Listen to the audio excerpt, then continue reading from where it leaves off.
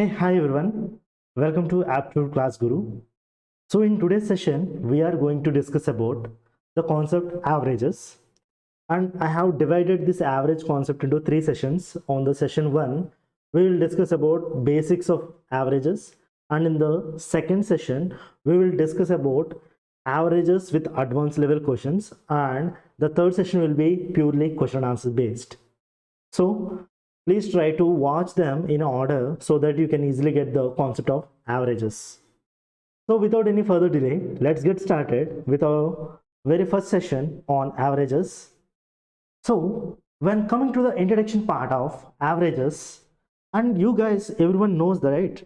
So average, the formula is nothing but sum of the all the observations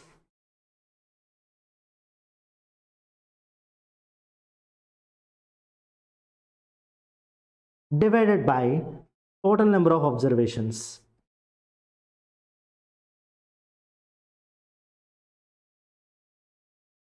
You will use this formula as a basic standard, right?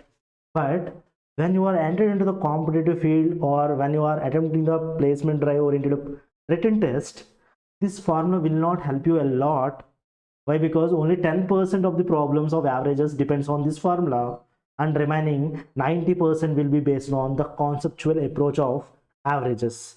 So just look at here, what is the just basic 10% problems we will do is nothing but, for example, there are six friends are there, and these six friends got some marks, like I'm assuming some random marks like 15, 5, 30, 20, 40, and some 10 marks.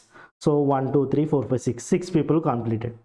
So find the average of the those six friends in the class, which is nothing but what we will do, we will add them. So by adding them, 15 plus 5, 20, 20 plus 30, 50, 50 plus 20, 70, 70 plus 50, 120. So sum of the all the marks is 120, and you have to divide by total number of observations is nothing but total number of people who got this course, which is nothing but six friends. So divide by 6. That implies the average is equal to 20 marks, right? So the average concept will tell us that average is nothing but equal distribution. So after adding all of them and dividing by some total number of people, which is nothing but this 20 can be, I can rewrite it as every person is getting 20 marks, which is normalized marks are equally distributed among six friends. See, 1 2 3 4 5 6, 620s are again 120. So irrespective of the original values, you can assume their individual values as a 20 for some references. We will see how we can do that, right? So this is the basic formula and everything, right? This is what you know already. So if you want to find, for example, some of the all the observations, what you have to do, you have to do simply average into total number of observations. So this is the second formula you have to remember. So average equal to sum by total, and sum is equal to average into total number of observations. This is the two formulas, the basic introduction part of the averages. Let's look into the next thing, which is normal method we will use to solve a lot of problems. For example, I am assuming that there is around six people, and their weights are, some assuming 62, 38 kgs and 33 kgs and 67 kgs, 45 kgs and 55 kgs. This is the random numbers I have chosen. So six people and their weightages are this in terms of kgs. So what is the average of the six people, or what is the average of the group? Which is nothing but what is the regular thing we have to do? 62 plus 38 plus 33 plus 67 plus 45 plus 55 divided by total number of people 6 will give you the average. So average is equal to these 200, these 200, these 200. So 300 by 6, which is nothing but 50 is the average, right? So according to the averages concept, average is nothing but equal distribution. So we are normalized every people as 50, 50, 50, 50 and 50, 50, right? But when you are coming up with larger numbers, it will take a lot of time in your examination, right? So in order to avoid that, what we will do is we can simply go through the best method, what we called as difference method, to find the averages quickly. So I will explain you this with very basic example which I have taken earlier. So just look at here, guys. So in order to understand by you, just I am making the same method for this example. Just have a look at here. So in the differential method, what are the steps we have to do is nothing but you have to assume an average. For example, I am assuming an average that is 50 kgs. I don't know what is the original average or anything, but I will assume it is a 50. Why? Because when I look into all the numbers given by the examiner is very nearly equal to 50s. Why? Because the average will be always between less value to more value of the given number of list, right? So least is 33 and highest is 67. So mostly the average will be between them, and the common value I can see is 50. So how much 62 is more than 50? Which is nothing but plus 12. How much 38 is less than 50? Which is nothing but minus 12. 33, how much less than 50? Which is nothing but minus 17. How much 67 is more than 50? Plus 17. Similarly, 45 is minus 5 less, 55 is 5 more. So the average is nothing but when you add these differences, after assuming some average, you have to take the difference between them, and the resultant sum must be 0. Then your assumed average is the original average. So just look at here, 12 12 got cancelled, 17 17 got cancelled, 5 5 got cancelled. So the addition or the sum of the all the differences is equal to 0. Then your 50 kgs, whatever you have assumed, is the corrected or correct average. So correct average is 50 kgs. You can do this problem for any type of number. You can do this. For example, I am assuming another average, like for example 40 kgs. So I have taken any random value which is between the given list, right? So how much they are more, how much they are less. So immediately do the second step. So 62 is plus 22 more, 38 is minus 2 less, 33 is minus 7 less, 67 is plus 27, 45 is plus 5, 55 is plus 15. So minus 7 and this 7 got cancelled, it will become 20. Minus 2 will get cancelled, it will become 20. So 20, 20, 40, 40 plus 20 totals plus 60. So after assuming some number, after taking the differences, we will end up with the sum of the numbers is plus 60. So which is nothing but you have to increase the average. So plus symbol is here. Next, coming to the 60, 60 is nothing but you have to distribute among all the people equally. Why? Because 60 is the sum of the values we have, so we need to distribute to the all the people equally. Why? Because average is nothing but equal distribution. So divide this 60 kgs to the 6 people, so that I will come up with 40 plus this 10, total 50 kgs is the correct average. See guys, this method is very easy if you understand the concept. So I will clearly explain you with this another example. So don't forget this differential method concept. It's very easy and important one. So let's look into the another problem. For example, I'm assuming some students got their 10th class marks as, for example, 404, 396, 402, 408, and some 397,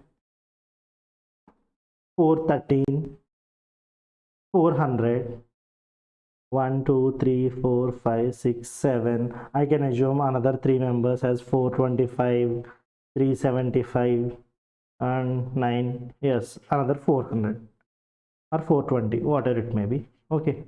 So these are around 10 students got their 10th marks as like this. So what is the average? So if you go through the regular process of adding all these numbers and dividing by 10, it will waste you a lot of time for you guys.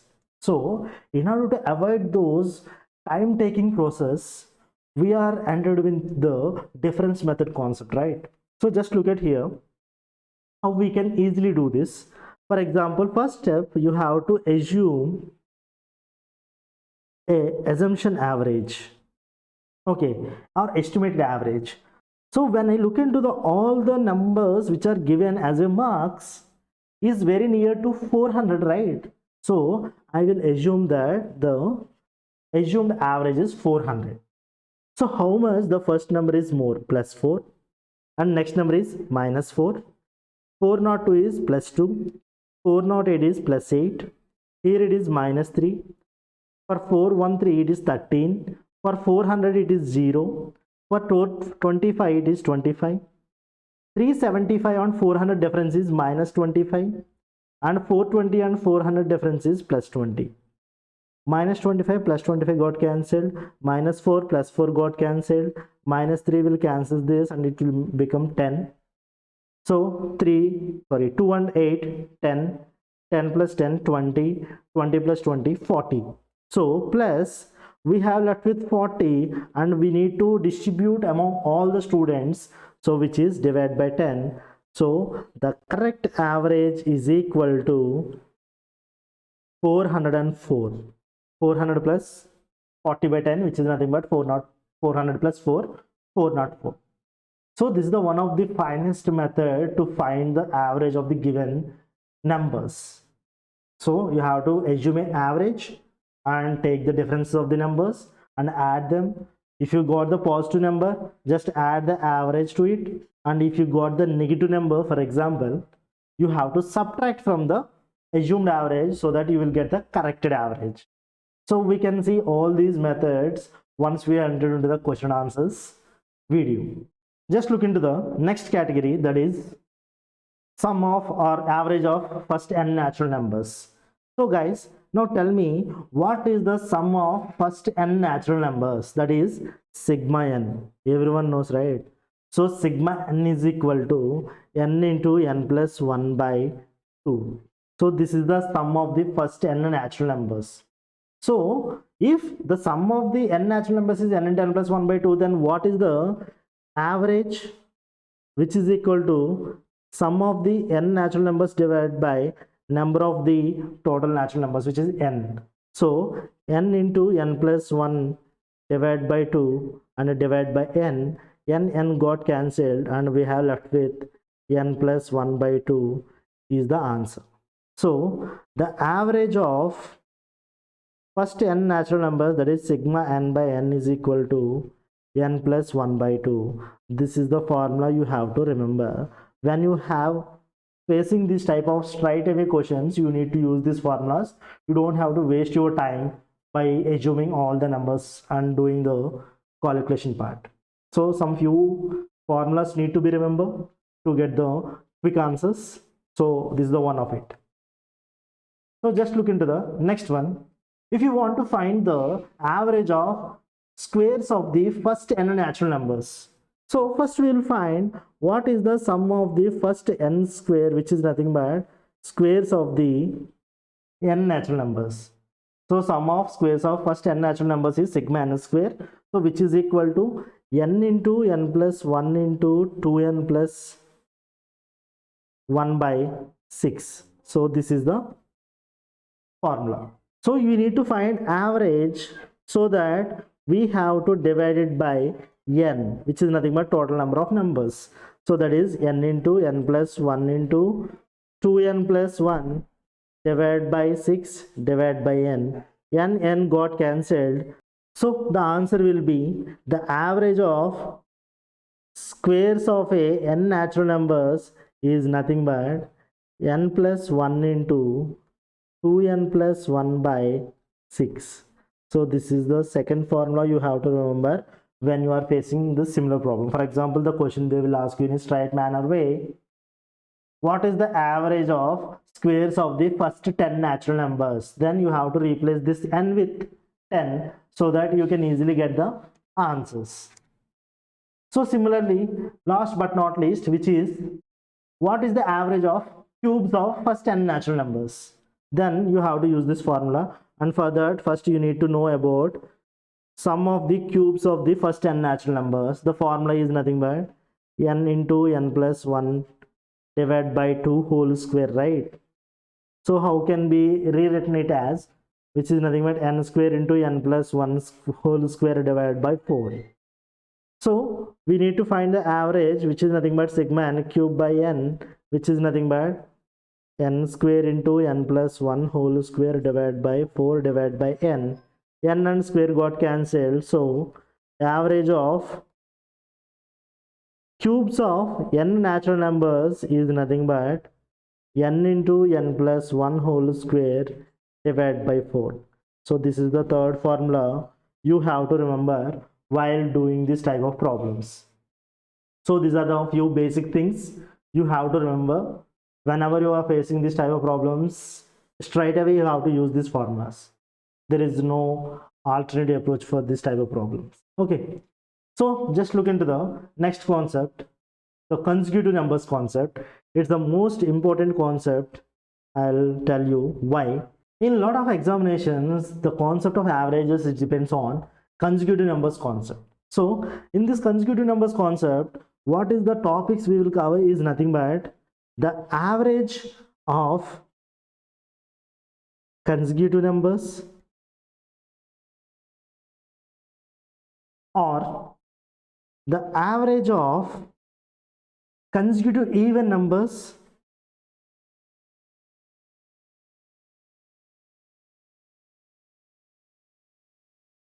or average of consecutive odd numbers, or we can also find average of arithmetic progression or average of numbers which are in arithmetic progression, which is nothing but the common difference must be same or simply constant. So all these four models, we have a common approach. So just look at here, the average of consecutive numbers, the average of even numbers, average of consecutive odd numbers, the average of numbers which are in the arithmetic progression, which is nothing but the common difference between those two numbers or the series will be constant. Okay, for all these, the average formula is nothing but simply exact middle term or first term plus last term divided by 2. So this is the concept. So whenever you seen these type of any four categories in your examination or in any written test, you have to go for this average concept. That is, average will exist exactly middle of the term, or the average is nothing but first term plus last term divided by 2. So let's discuss these concepts by using some examples. For example, I am taking another example like 14, 16, 18, 20 and 22 and 24. So I am making another example 26 as well. So when you look at these numbers, these are consecutive even numbers. So consecutive even numbers 14, 16, 18, 20, 22, 24 and 26. So what is the exactly middle term, which is nothing but 20? So 20 is nothing but the average. Or you can take the first term plus last term, 14 plus 26 divided by 2, which is nothing but 26 and 14 addition is 40. 40 by 2 is again 20. So again the average is 20. So the same thing. So the average of consecutive even terms will be in the middle term or first term plus last term divided by 2. For example, if you don't have any exact middle term, then what we have to do? For example, I am taking another example like 62, 63, 64, 65, 66, 67, 68 and 69. 1, 2, 3, 4, 5, 6, 7, 8. Okay, 8 terms. So we have 8 terms here. In 8 terms, we don't have an exact middle term, right? So these are the 3 terms, and if you exclude these 3 terms, we have 2 terms exactly in middle. Then what is the middle term of 65 and 66? The middle value of 66 and 65 are 65.5. So this is the average of the given sequence, and all these numbers are consecutive numbers only. So or else you can do that 62 plus 69 divided by 2. So guys, whenever you are doing this type of problems, you don't have to add 62 plus 69. So just simply do one thing, that take the common of 60. So 60 plus, and we have left with 2 plus 9, right? So 2 plus 9 is 11. 11 by 2 is 5.5, which is nothing but 60 plus 5.5. The answer is 65.5 is your answer. Simple. So when we have a common term, you don't have to do the division or additions of those values for the averages. It is the one of the finest trick you have to use to reduce our calculation. Just look into the last concept for today's session, and we will see the remaining topics in next session, and in session 3 we will discuss about question and answers. So please don't forget to subscribe to our channel and follow my Instagram page, which is Aptitude Class Guru. So let's start with our last topic for this session, which is weighted average. Weighted average is nothing but, for example, they will give you the number of observations, which is having nothing but n1, n2, n3 and so on, infinite, like whatever the number of observations it may be. And first n1 observations average is a1. So this is the average of n1 observations, and n2 having average of a2, and n3 having average of a3 and so on. So these are the number of observations, and these are the corresponding averages of those observations, right? Then the weighted average is equal to, the formula is nothing but n1 a1 plus n2 a2 plus n3 a3 and so on, divided by the number of observations is nothing but n1 plus n2 plus n3 plus and so on.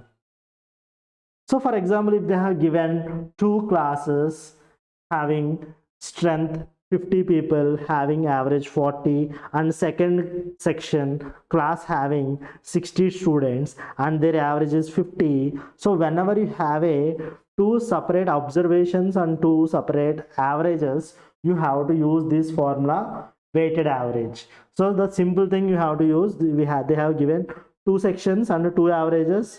You have to use the formula up to n1 a1 plus n2 a2 by n1 plus n2.